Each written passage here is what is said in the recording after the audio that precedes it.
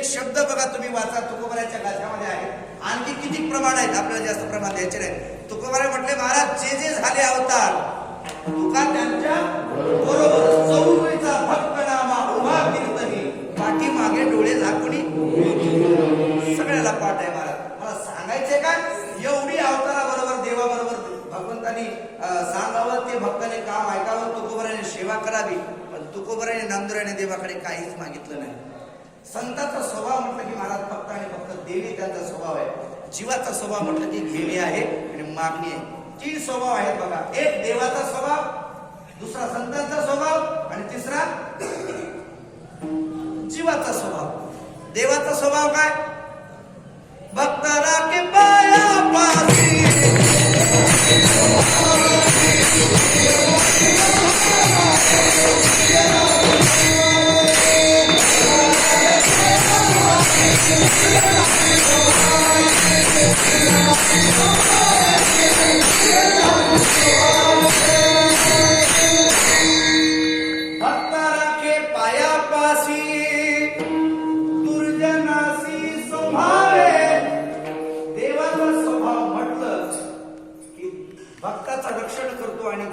दुष्टांचा निपात करतो.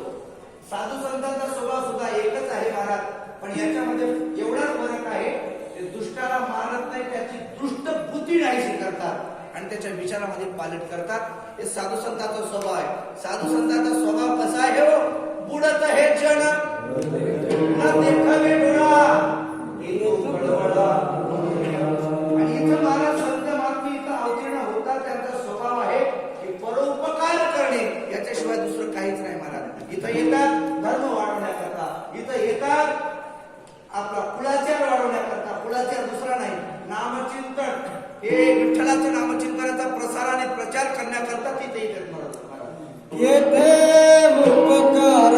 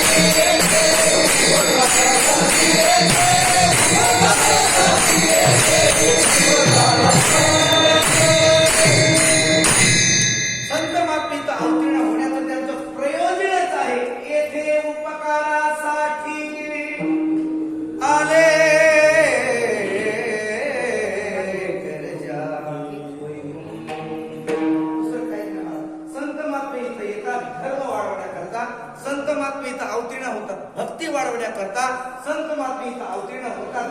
भाव वाढण्याकरता संत महात्मे इथं अवतीर्ण होतात. या वारकरी संप्रदायाचा भागवत धर्माची पताका याचा प्रसार आणि प्रचार करण्याकरता येतात. वाढावया सुख भरू भाव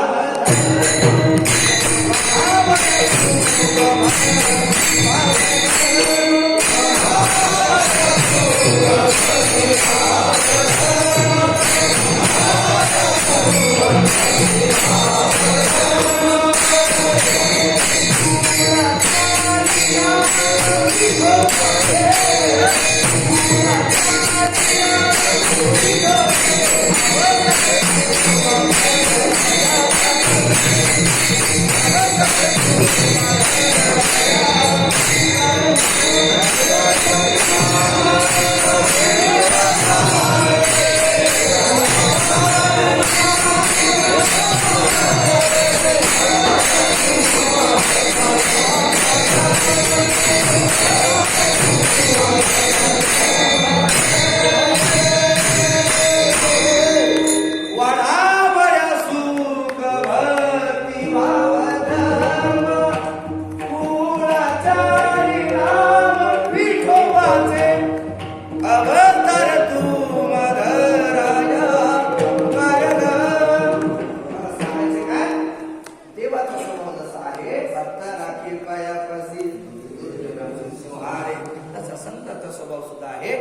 फक्त आणि फक्त परोपकारासाठी संत महात्मे अवधी नव्हता. त्यांचा स्वभाव आहे जीवाचा स्वभाव. म्हटलं त्याची उपकारासाठी आणि गरजावर हो,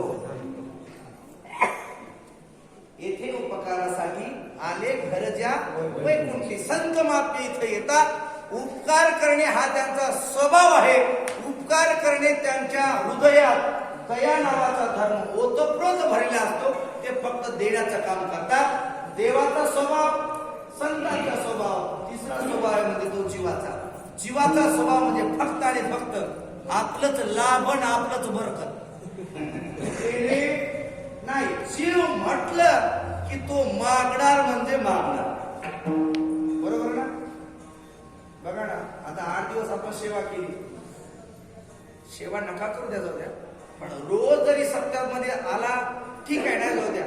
रोज जरी माणिक प्रभू महाराजांच्या दर्शनात जरी महात्मा एखादा आला तर तो नवस बोलतो माणिक प्रभू महाराजांना, महाराज माझ्या जीवनामध्ये सुख समाधान प्राप्त होऊ द्या, मी तुम्हाला हे करू शकतो. अभिषेक करी, 5 वारकरी जीव घाली, महाराज माझ्या मुलीचं लग्न जमू द्या, महाराज माझ्या मुलाला नोकरी लागू द्या, मी तुमचा हा नवस करीन. आता महाराज पुढे आहेत, काय काय नवस बोलतात तुम्हाला सगळ्याला माहिती आहे, सांगत बसणार नाही. पण काही नाही जरी मागितलं तरी जीवाचा स्वभाव आहे, काही जरी देवाला नाही मागितलं, सकाळी सकाळी पाया पडा आलं एवढं तरी म्हणतो देवा सुखाचं ठेव. एवढं तरी म्हणतो का नाही? सुखाचं ठेव म्हणजे मागणी आहे का नाही काका? हो म्हणा की हो म्हटलं मला चांगलं वाटतं. हो म्हणा, बरोबर ना? जीवाचा स्वभाव म्हटलं की देवाजवळ गेला काहीतरी मागणारच. वाढावे जीवाचा स्वभाव आहे. मला सांगायचा एकच उद्देश होता, संत आणि मागणी हे परस्पर विरोधी गोष्टी आहेत. महाराज हे जरी असलं तर मागणीमध्ये फरक आहे. काय मागावं याचं सुद्धा माणसाला भान राहिलं पाहिजे. देवाकडे मागणं हे उचित नाही, अनाउचित आहे. पण संत महात्मा जे मागतात ते उचित आहे. आपण जे मागतो ते अनुचित आहे. कारण का? संत महात्मे देवाकडे मागतात आणि जीवही देवाकडे मागतो. या दोन्हीमध्ये एवढा फरक आहे. आपण जे मागतो देवाचं मागतो आणि संत महात्मे मागतात देवच मागतात, दुसरं काही मागत नाही.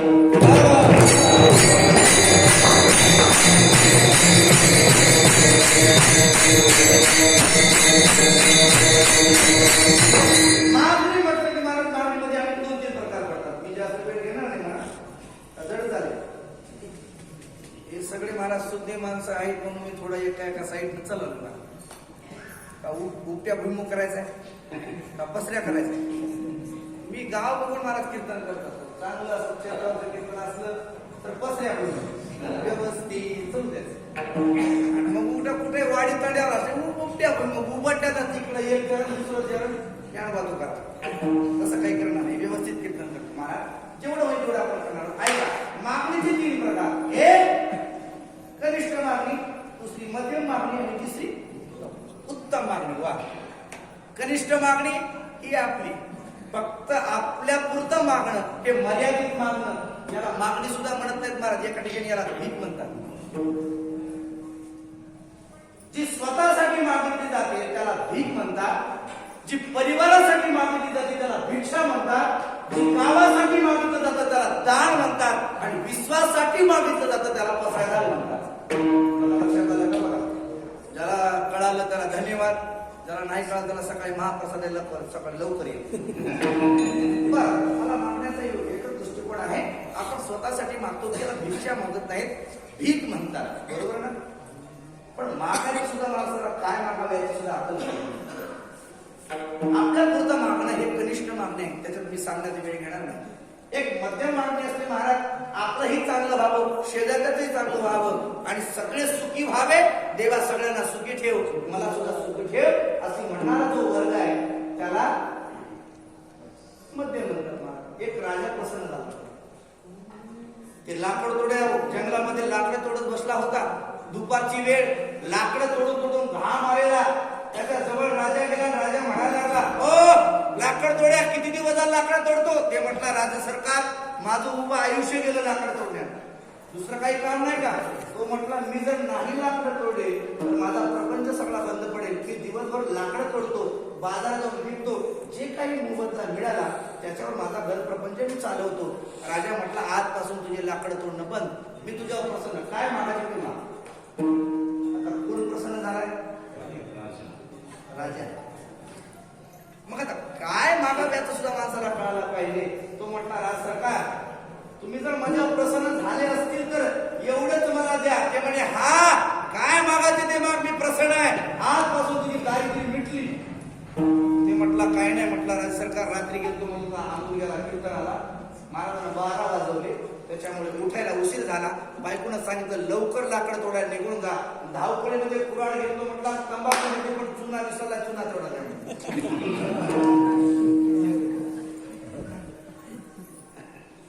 वीरदारांचे गुरुवारी महाराज सांगतात बघा, येडी हळद येडी हळद कोरड्याचा सत्यानाश.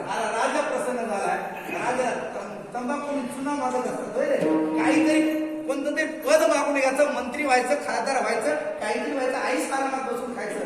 मला का कळालं नाही महाराज, त्याला राजा जरी प्रसन्न असला त्याच्याकडे काय मागावे याची त्याला अक्कल नाही. याची काय निरर्थक आहे मागणी, याच्यात काही नाही. महाराज एक श्रेष्ठ मागणी तुम्हाला सांगतो, ती म्हणजे महाराज एक आंधळा मनुष्य टाळी वाजवत भजन करायला लागला. महादेव पार्वतीने पाहिलं, महादेवने पाहिलं, महादेव म्हणायला लागले पार्वती बघितली का हा आंधळा कसा भजन करतोय. पार्वती माता म्हणते देवा किती भजन करतोय. अहो त्याच्या काहीतरी तुम्ही बघा ना, दया येऊ द्या, त्याच्या जवळ जा, त्याला काय लागतं ते बघून घ्या. त्यावेळेस महादेव म्हटले पार्वती तुला माहिती नाही हे आंधळ किती करामती आहे. ती आंधळ झाले ना तेच बरोबर आहे. पार्वती माता म्हणायला लागली जाणं आहे का बघा ना, आईचा स्वभाव म्हणजे मला दया घेणं असतं, थोडं लवकर प्रेम होतं, लवकर पाजळतात महिला मंडळ. आणि ते जवळ गेले, म्हणायला लागले पार्वती मी तुझं ऐकून चाललो बरं, बघ ते लई करामती आहे, साधं सुद्धा नाही ते. आणि खरं आता बघा तुम्ही आंधळे पुढे भैरे लंगडे लई करामती, लंगडे ते लंगड गाव परिसरण. महादेव गेले, नाईला झाला, कारण का मनाची आज्ञा होती. मनाची महादेवाची पार्वती कोण कोण म्हणून बायको. मला सांगा ज्या अर्थी बाबा देव बायकोच ऐकतोय,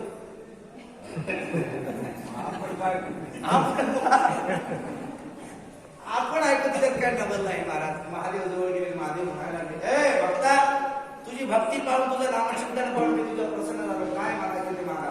त्या आंधळ्यानं महाराज मागे घरवाले हा सबतीरथ घरवाले, सबतीरथ घरवाले, हा सगळं मान तिलाच. महादेव जवळ गेले, महादेव म्हणायला लागले आंधळे बाबा, अरे भक्ता काय मागायचे रे माग, मी तुझं प्रसन्न आहे. ते आंधळ महाराज चॅप्टर होतं, हुशार होतं. ते आंधळ म्हणायला लागलं देवा तुम्ही जर द्यायला जर तयार झाला असताल तर दुसरं काहीच नाही, मी मागताल ते देणार. महादेव म्हटले हो देणार. म्हटलं की आंधळ म्हटलं देवा काहीच मागू, काही देऊ नका. एका वाक्यात किती मागून घेतलं सकाळ महाराज ऐका. ते आंधळ म्हटलं महाराज दुसरं काही देऊ नका, माझ्या पतुंगाच्या डोक्यावर राजसिंहासन बघावं एवढीच माझी इच्छा आहे. काही मेळ लागला का नाही? लागला का नाही? पत्रुंड कळते का तुम्हाला? हा पत्रुंड म्हणजे कोणाचं कोण? कुठं पंतू म्हणावं लागते. एका वाक्यात मागितलं हे आंधळ्याला, पण पुरवायला किती गेलं पिढ्या. आता हे आंधळ होतं, याला पत्रुंड उगच होईल का? हे आंधळ असल्यामुळे याला कोणी पोरगी दिलं नाही. इथं नीटाच माणसाला कोणी दिला चालेल आंधळ्या पोरग्या. आता फार विचित्र का निघाला महाराज, 1000 पोरा मागत तुमची किती पुरी आहे? 850 पुरी आहेत, बाकीचे 150 काय. आता काय उमरला सोडा, इथे मोठा सोडा. अवघड झालं मला लग्न. आणि त्यावेळेस मला लग्न होत नव्हतं. देवाला काय करावं लागलं सकाळ दादा? त्याला आधी तरुण करावं लागलं, त्याला डोळे द्यावे लागले, त्याच्याकरता बायको करावं लागली, लग्न लावावं लागलं. मग एवढं भागलं काय? त्याला मुलगा द्यावा लागला, एवढ्या भागलं. तो मुलगा मोठा करावा लागला, पुन्हा एकदा पोरगी बघावं लागली, त्या पोराचं लग्न करावं लागलं, एवढ्या भागलं. आता नुसतं पोरग झाले, या दोघांना एक मुलगा झाला. आता बाबा कोण झाला? एवढं भागलं का?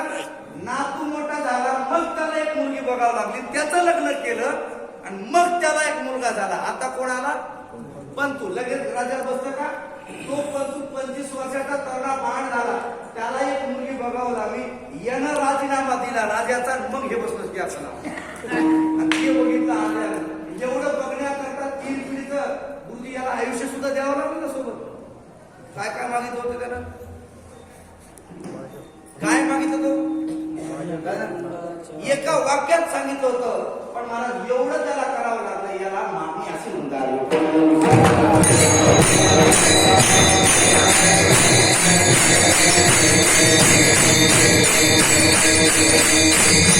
हो, आपल्याला मागणीचे प्रकार आपण पाहिले. माणसाने मागत सुद्धा असताना असं काहीतरी मागितलं पाहिजे, असं काहीतरी मागितलं पाहिजे. हा कुठल्याच कोणाच्या पुढे हात पसरायची गरज भासू नये असं मागितलं पाहिजे. बरोबर ना? अखंड देवाची सेवा करणारे संत महात्मे, देवाचं सेवेचं ऋण एवढं देवावर झालं होतं की प्रत्येक अवतारामध्ये देवाची सेवा करावी आणि त्या सेवेचं फल म्हणून काहीच मागू नये आणि ते सगळा भाग देवाच्याच डोक्यावर बसायचा. प्रेममूर्ती नामदेवराय रावळामध्ये जायचे, देवाची पूजा करायची, देवाचं भजन करायचं, काकडा करायचे, कीर्तन करायचं, वारवंटात यायचं, कंबर बांधून कीर्तन करायचं महाराज. त्या काळामध्ये कीर्तन करण्याकरता काही सुविधा नव्हत्या. आता कीर्तन करणं फार सोपं झालं. कशामुळे म्हणणार मी? कीर्तनाला इथं आंबुलगेला येण्याकरता महाराजांनी मला 8ला फोन केला, मी लगेच 8:45ला इथं हजर झालो. एवढी सुविधा झाली वाहनांची. इथं आल्यानंतर माझा आवाज तुमच्यापर्यंत पोहोचण्याकरता हे साधन आहे. आता थोडं पुढच्या वर्षी थोडं नियोजन बदला मला, थोडासा साऊंड पाहिजे, थोड्या मध्ये हिंमत होते. हा, थोडा ताण पडत नाही, सगळ्याला ऐकलं असेल. बरोबर ना? आम्हाला सांगायचं काय, एवढ्या सुविधा झाल्या, पण नामदेवराय ज्यावेळेस भजन करत होते महाराज, त्यावेळेस काय सुविधा होती हो? असं नक्कीच उपर ना, धोतर, कोट, काही नाही महाराज. सुंबाचा करदोडा, रक्त्याची लंगोटी,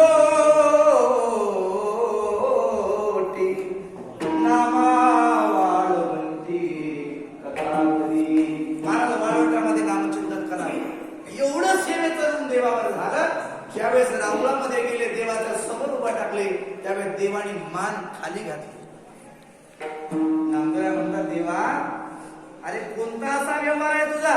अरे तुझं मुख पाहण्याकरता 33 कोटी देवता पहाटे पहाटे इथं रांगा लागतात, तरी तू तुझं श्रीमुख दाखवत नाही. अरे एवढं तुझं श्रीमुखाचं पाहता, कारण का या जगतामध्ये तुझ्या श्रीमुखाशिवाय मला दुसरं काहीच पाहवत नाही. कारण का तुझ्या श्रीमुखापासून सगळं सुख आहे. तुका म्हणे माझे श्रीमुख आवडीने पाहता, श्रीमुख सुखावले सुख डोळ्याची भूक माझ्या. अरे तुझं श्रीमुख बघण्याकरता 33 कोटी देवता, नोहे सगळ्याचा देव महादेव सुद्धा सकाळी पहाटे रांग धरतो महाराज. तिळसुळ डमरू घेऊन आला हिरवेचा कंब, रंबा दिकनाच पुढे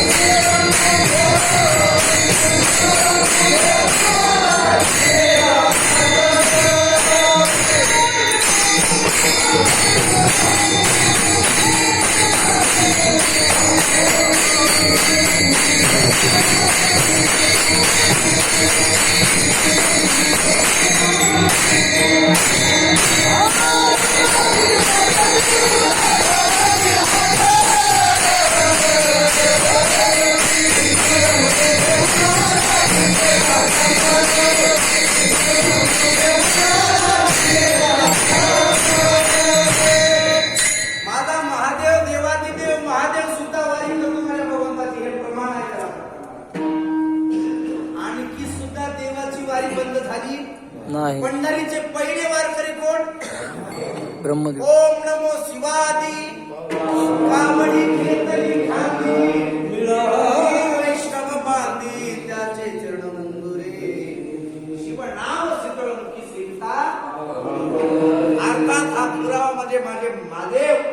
भगवंताचे पहिले वारकरी आहेत.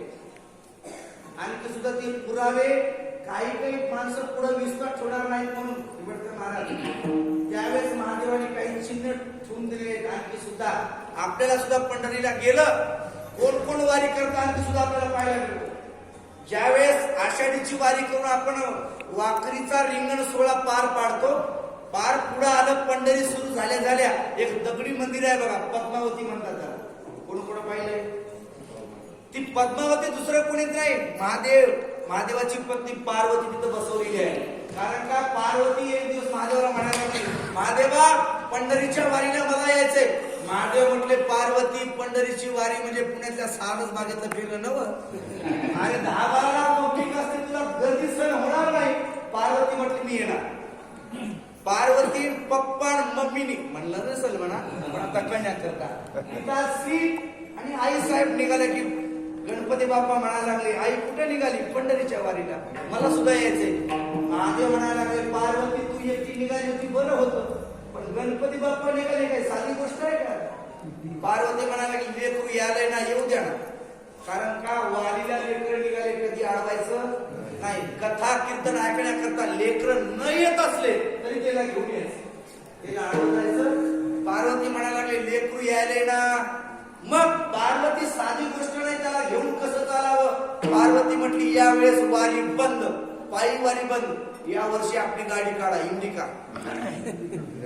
महादेवाची गाडी इंडिका म्हणजे नंदी, हा नंदी कंपनीची. नंदीवर महाराज बसले त्यावेळेस सुंदर असं पदामध्ये विवेचन करतात बघा. दस चरण जयाला चौपदी चालत आहे, नयन जे 11 ज्या पंचमुखास पाहे, खचितची नवल वाटे अष्टकर्ण जयाला, पशु जरी म्हणू त्या ते 2 पुष्य तयाला. महाराज हे काय कळालं का तुम्हाला? कळालं का? उघडून सांगू? 2 मिनिटं जाते, सांगू का? सांगायचं का? सांगू का? दस चरण जयाला चौपदी चालत आहे. 10 पाय आहेत पण 4च पाय चालतात. दस चरण जयाला चौपदी चालत आहे. अर्थात 10 पाय आहेत. कोणाकोणाचे? महादेवाचे 2, गणपतीचे 2, पार्वतीचे 2, किती झाले? 6. आणि नंदीचे 4, किती झाले? 10 पाय आहेत पण 4च पाय चालतात, 6 पाय वर बसलेले. कळालं? दस चरण जयाला चौपदी चालत आहे, नयन हे 11 ज्या पंचमुखास पाहे. 5 मुख आहेत आणि 11 डोळे. कोणाकोणाचे? पार्वतीचे 2. बेरीज करा, बेरीज करा. माझं जरी BA झाला असलं तर 10वीला गणित विषय नापास झाला होतो, लक्षात ठेवा. माझा गणित विषय कसा आहे? पार्वतीचे 2, गणपतीचे 2, नंदीचे 2, सापाचे 2, किती झाले? 8. आणि महादेवाचे 3. मला वाटलं 2च म्हणतात. महादेवाला 3 असतात. नयन हे 11 ज्या पंचमुखास पाहे. 5 मुख आहेत. कोणाकोणाचे? महादेव, पार्वती, गणपती, नागराज आणि नंदकिशोर. 5 मुख आहेत. पंचमुखास पाहे, खचितची नवल वाटे अष्टकर्ण जयाला. 5 मुख आहेत, 10 पाय आहेत, 5 तोंड आहेत, 11 डोळे आहेत आणि 8 कान आहेत. पार्वतीचे 2, गणपतीचे 2, महादेवाचे 2, नंदकिशोरचे 2, किती झाले? 8. सापाला नसतात कान म्हणून 8 कान. कळालं? आणि पशु जरी म्हणून त्या 2 पुष्य तयाला, एक सापाचं शिपूट आणि दुसरं नंदीची शिपूट. अशा अवस्थेमध्ये महादेव परमात्मा निघाले आणि हे सगळा सोहळा पाहिला. सळत सळत सोनी सळा, कळत दिसत नो सोजवळा, बरवे बरवे पंढरपूर विठोबारायाचे नगर. दिंड्या पताका ज्ञानोबारायाचा गजर पाहिला. पार्वती म्हणायला लागली महादेवा स्वामी मी पंढरीमध्ये येऊ शकणार नाही. त्यावेळेस महादेव म्हटले पार्वती तुला आपुलग्यास सांगितलं होतो नको म्हणून, कशाला आली? पार्वती म्हटली आता मी येणार नाही. मग त्या पद्मावती तळ्यावर माझ्या पार्वती मातेला ठेवलं आणि मग आले, स्नान केलं, पुंडलिकाचं दर्शन घेतलं आणि नंदी एकटा आहे त्याच्यावर 2 जण बसले आहेत, एक गणपती आणि महादेव. ते वर गेल्या महाराज त्या चौकामध्ये एकाच गदारोळ झाला. इकडून दिंड्या आल्या, इकडून दिंड्या आल्या, नामदेव पारीकडून दिंड्या यायला लागल्या, खालून दिंड्या. जे गदारोळ झाला सगळेजण ज्ञानोबा तुकारामध्ये नाचायला लागले. एक वारकरी असं होतं महाराज, गुरुजी सर्व गेलं आणि महादेवाला म्हटलं, बुवा वारीला येता का माणसं मारा येता, इथं माणसं चालतात तू बैलच घातला मध्ये. महादेव म्हटले, नंदी वारकरी जर बिघडले रे, तुझी खरं नाही माझे खरं नाही, या पताका जर उलट्या केल्या मग काही खरं नाही. मग नंदीला वाटे सांगितलं, तुम्ही इथं थांबा. बघा तुम्ही त्या चौकातून पुढे गेलं, नामदेव पारीच्या समोर या उजव्या साईडला लाल कलरचं एक मारुतीचं मंदिर आहे. मारुतीच्या मंदिराच्या पुढे नंदीकेश्वर आहे. जगभरामध्ये मारुतीचं मंदिर नंदी असण्याचं कारण नाही, त्याला अपवाद मध्ये पंढरीमध्ये महादेवाच्या आपलं मारुतीच्या पुढं नंदी याचं कारण आहे. वारीला आलेला नंदी तिथं थांबवला, नामदेवाचं दर्शन घेतलं. वर गेल्या गेल्या मग महादेव म्हणायला लागले, गणपती खांद्यावर ओझ वागून वागून कंटाळा आला रे, मग मला आता चालणं शक्य नाही, मी दर्शन करून येतो, तोपर्यंत तुम्ही इथं बसा. खांद्यावरचा गणपती उचलला आणि त्या कोणाड्यात ठेवला. त्या गणपतीला म्हणतात डबड्यातला गणपती. काय म्हणतात? डबड्यातला गणपती. कोण कोण पाहिला? बाबाने पाहिला असेल. आता कोरोनाच्या काळामध्ये तर आता गणपती नाही, नामदेव पायरी नाही, जरूर खांबही नाही. बघितलं की नीट पुढे काय सगळं बंद झालं. पण पहिल्याच्या काळामध्ये डायरेक्ट दर्शन होतं, त्यावेळेस गणपती पाहायला भेटायचा. आणि महाराज हे मी एवढं सांगतोय कशाला? पंढरीचा वारकरी म्हणजे पहिले माझे पांडुरंग परमात्म्याचा माझे महादेव आहे. महादेव सुद्धा रोज तुझं श्रीमुख पाहण्याकरता येतात. एवढं वाढलं बरं याच्यामुळे, एवढं वाढलं कशामुळं? खाली घात बरोबर मुद्द्यावर आलो का नाही? पुढे जाऊ बरोबर मुद्द्यावर आलं पाहिजे, बरोबर ना?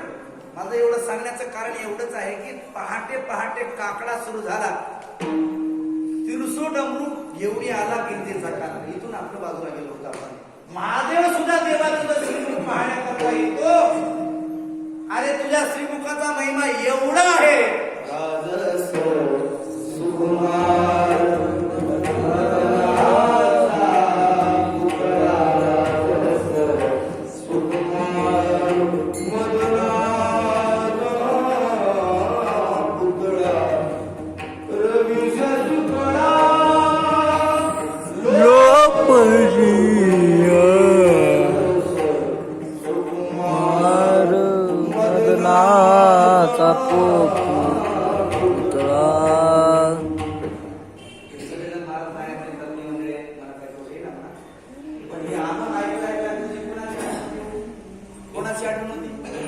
पंडित भीमसेन जोशी यांची आठवण होते महाराज.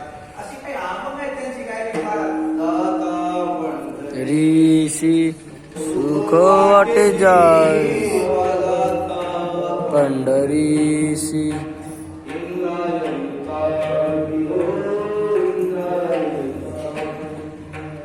देवाची आनंद लागली समाधी ज्ञानेशाची जाणेशाची जाती.